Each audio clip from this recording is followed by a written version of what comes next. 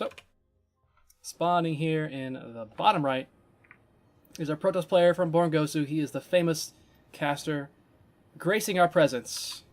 It is Colttarren.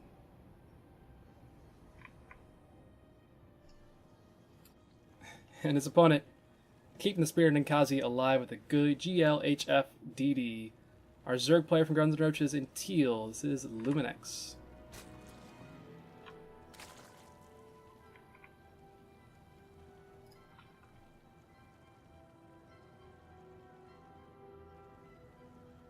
Another ZVP, different map this time though, of course. A map that's a little difficult to secure the later bases on. I mean, the one time I saw Colttarren stream recently, which is basically the only time he did stream recently, some ladder play, he was favoring a pseudo charge lot all in, following up, I think, with Storm. See how that goes for him. May do the same sort of thing here. Of course, given that this is a setting where you can plan for your opponent, it's not usually the best idea to play the same style that you usually would. Maybe try to pull some sort of build out of thin air, like we saw in that first game in the gold match with the proxy double robo against the Terran player, and it worked out really, really well. See if either player is going to do something like that. For the time being, we do have the expansions quickly for both of our players. Colttarren going for that gate and then to his Nexus, and right into the Cybercore. The natural hash rate did go down for the Zerg player. He's got the gas, he's got pool on the way. So as soon as that pool finishes up, he'll be able to start gas. We saw actually Born Gosu and Guns N' Roaches in a Validity Team League match a few days ago. It was on Saturday, and LumenX played a Protoss player and went for a Bane Bust. So I'm curious if LumenX will do the same thing. I always like to see Bane Bust in ZVPs simply because they're just so unexpected and they're just kind of ridiculous. It's like, why would you do this? This shouldn't work. And sometimes they do. First things will pop out that will kill that probe. Speed is being researched. Just waiting to see how many drones LumenX will end up making. Super early Twilight Council here for our Protoss player. He's got a couple of adepts on the way. The first adept did finish up. He's got a second gateway on the way, so this is walled in completely with that nice little adept. Got a sentry behind that. We do have a third hatch from LumenX, so that's nice.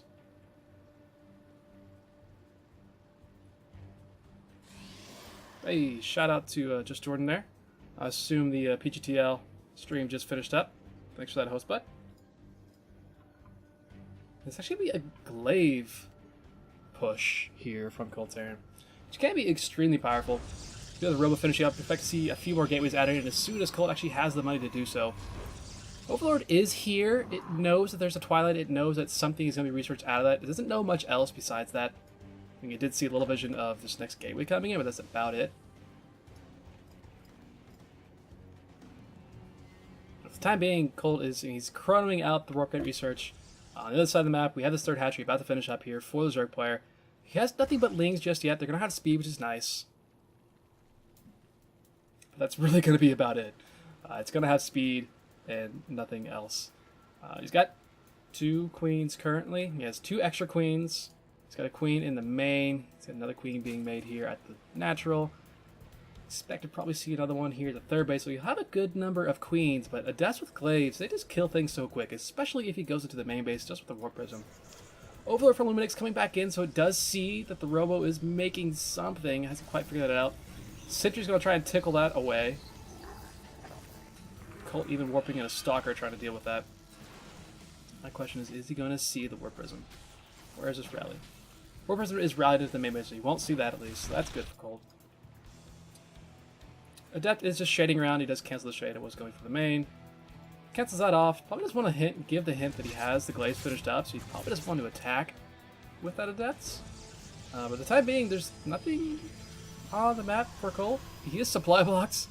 Once again, supply blocks are not great. Oh, he has a single sentry inside this warp prism. Is he just going to try and go to the main base and be like, yo, peace? And block off the ramp, because that could be really cool. Nope. Okay. Oh no! The Lings are right on top of this, so he sees it coming in. So LumenX can prepare for this as best he can. He's got 7 Roaches popping. He's got more in production as well. All the Lings do go down. Adept Glaives do a lot of damage.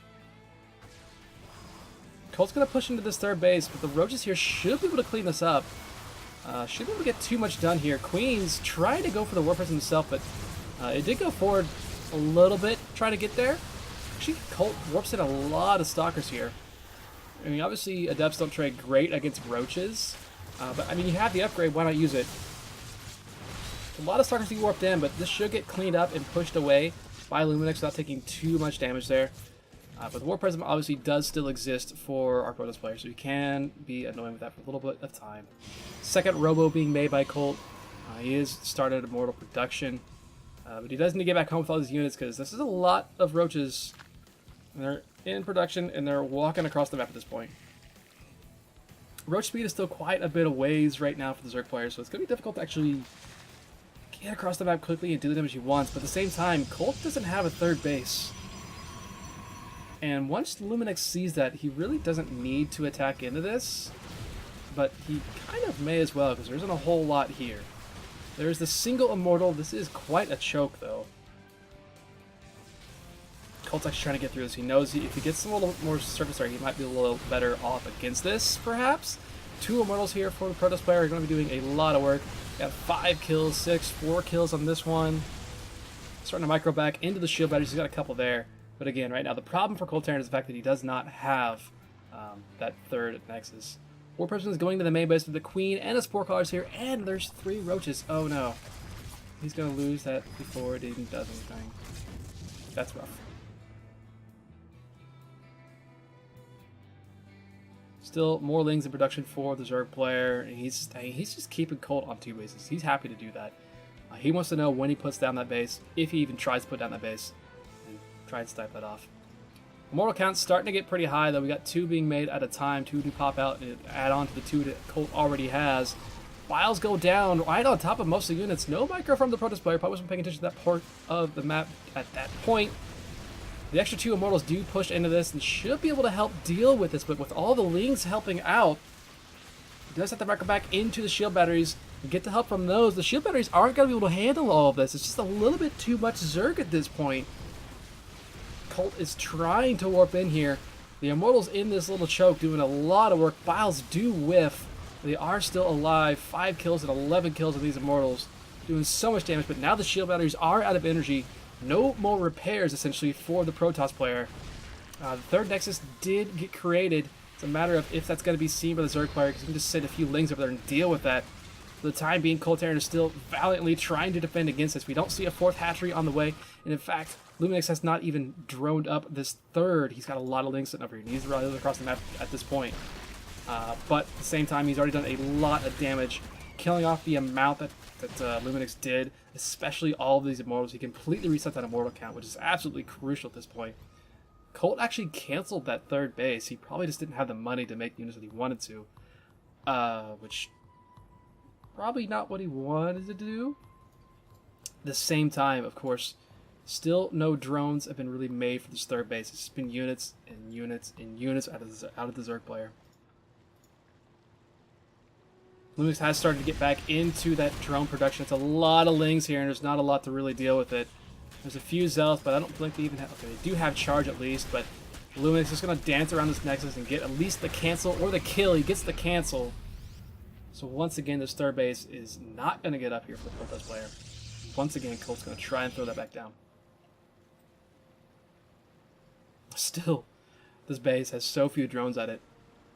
The natural is getting to the point where it's kind of mined out. Getting kind of mined out in the main as well.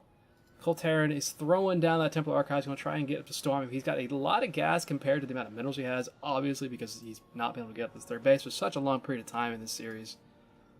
In this game. A lot of Lings over here. Good number of Ravagers as well.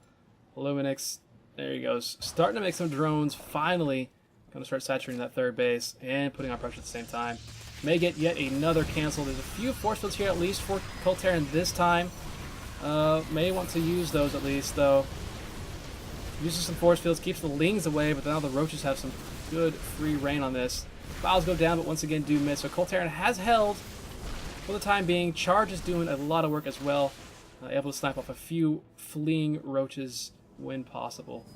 Nexus is finally about to finish up here. Four Templar get morphed into Archons. And Colt, that was a rough hole, but he has held thus far. He isn't really that far down on workers. The base count is even right now. There's 15 Hydras in production for the Zerg player. I don't know if LumenX... Okay, seriously, I don't know if LumenX is going to take a 4th hatchery, but of course I walk right into a spot where he's making the hatch.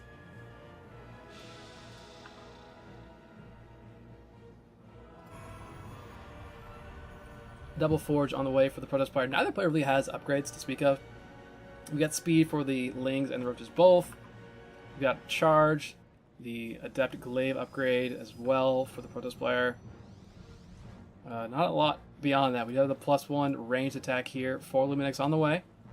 Colttarren going to try to get aggressive here. An Overlord does see this coming, so LumenX is able to react to that. Send units on over in defense. Of course, the Roaches are quite far behind. It's going to be really hard to hold this, but that is a lot of Hydras. And I think LumenX would realize how many Hydras it actually is. So you're trying to set up a surround here, which could work out really, really well. In fact, this may work out amazingly for our Zerg player. Coming from behind. Nice force fields out front.